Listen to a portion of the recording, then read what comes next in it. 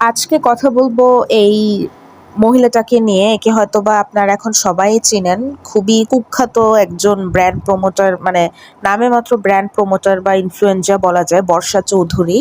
মানে এনার জ্বালায় তো ফেসবুকে ঢোকা যায় না, মানে ইনি এত নোংরা একটা পরিবেশ বানিয়ে ফেলছে, ঢোকা যায় না ফেসবুকে।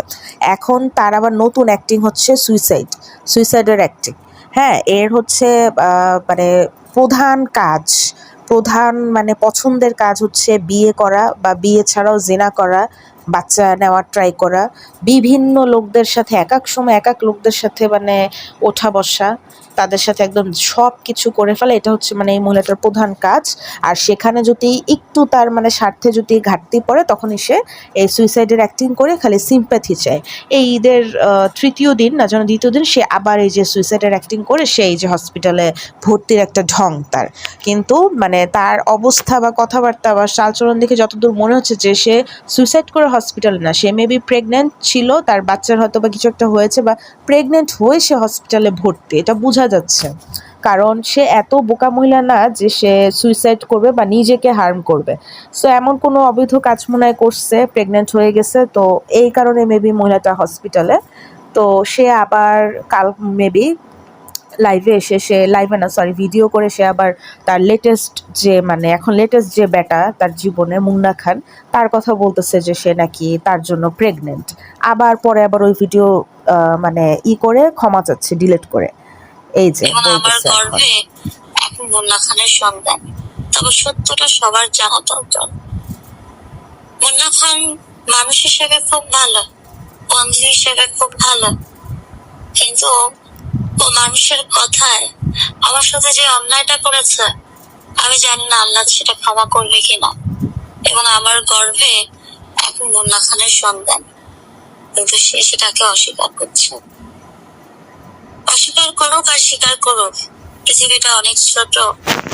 আমি তো দুনিয়া থেকে যাব, সেও একদিন চলে যাবে। যখন যাবে, যাওয়ার পরে এই হাসরের ময়দানে তাকে ত্যাগটা দিতে হবে। কারণ একটা নারী সবসময় চায় একটা সাজালো গোছালো সংসার, সুখ শান্তি, যেটা আমিও চেয়েছি। কমিটমেন্ট। তো আবার দেখেন এখানে এই মুন্না খান আবার মানে নির্লজ্জের মতো এই লাইভে আসছে, যেখানে সে নিজেও কিন্তু এই নষ্টামিতে অংশগ্রহণ করছে। সে নিজেও লাইভের এক পর্যায়ে স্বীকার করছে যে উনি বর্ষাকে বিছানায় নিচ্ছে। আবার সে এখানে তুলসী পাতা সাজতেছে বর্ষার কথা বলে। তো তুই বেটা এতদিন কি বুঝোস নাই কিছু, বা তুইও তো এক ধরনের বিমার। এগুলো খুবই আমাকে আমার লাগতো যে আসলে তো ব্ল্যাকমেইল। তো শেষ পর্যন্ত লাস্ট পর্যন্ত এটাই করছে, ঠিকই আমার সাথে এগুলোই করছে, এগুলোই লাস্ট পর্যন্ত আমার সাথে। এই বর্ষা চৌধুরী যাকেই মানে ফ্রেন্ড বলবে, যাকেই ভাই বলবে, তার সাথেই ডলাডলিতে মানে মেখে ওঠে। আমার কথা ভাই, তুই একসাথে কাজ করতেছিস কোনো লোকের সাথে, কোনো পুরুষের সাথে, সেটা কর তুই, তোর এরকম ঢলাঢলির তো দরকার নেই, তাই না? আবার এখানে দেখেন কি বলে। তা তো ভাবতেই পারি নাই কিছু মানুষ ভালোবেসে নিবে আর কিছু মানুষের এত যে জেলাসি হবে। অসংখ্য ধন্যবাদ, আজকের এই দিনে তুমি আমার মনটা মানে ওকে দেখে মানুষ জেলাস ফিল করবে, মানে ও জেলাস ফিল করার মতো কি করতেছে আমি বুঝতেছি না। ওকে দেখে নাকি মানুষ জেলাস ফিল করবে, মানে একজনের হাজবেন্ডের সাথে ঢলাঢলি করতেছে, আবার নির্লজ্জের মতো বলতেছে যে ওকে নিয়ে নাকি ওদের জুটি নিয়ে নাকি মানুষ জেলাস ফিল করতেছে। আবার তার এই যে অ্যাক্টিং এর মানে কোনো শেষ নাই, তার এই অ্যাক্টিং এর মানে কি যে বলবো। চালের ভাত আমাকে দিয়ে আমি কদিন ভাত খাই না, খেতেও পারি না। এটা হচ্ছে ঝোল তরকারি, জানি না কি হবে, আমি জানি না কেন সার্ভাইভ করবো পারতেছি না, কিছুই খেতে পারি না। জোর করে এখন ভাত দিয়ে গেছে, ভাত মুখে উঠবে না, আমি জানি কিছুই খেতে পারি না। যারা আমার ট্রল করতেছেন আর করেন না প্লিজ, আমার অবস্থা অনেক খারাপ, অনেক বেশি খারাপ। আমাকে এইভাবে মারেন না প্লিজ, মারেন না। মানে এই মহিলাটার এখন নিত্যদিনের কাজ হয়ে দাঁড়াইছে এক এক দিন এক একটা পুরুষকে ধরা, এক এক দিন এক এক পুরুষের সঙ্গে রিলেশন নোংরামি করা।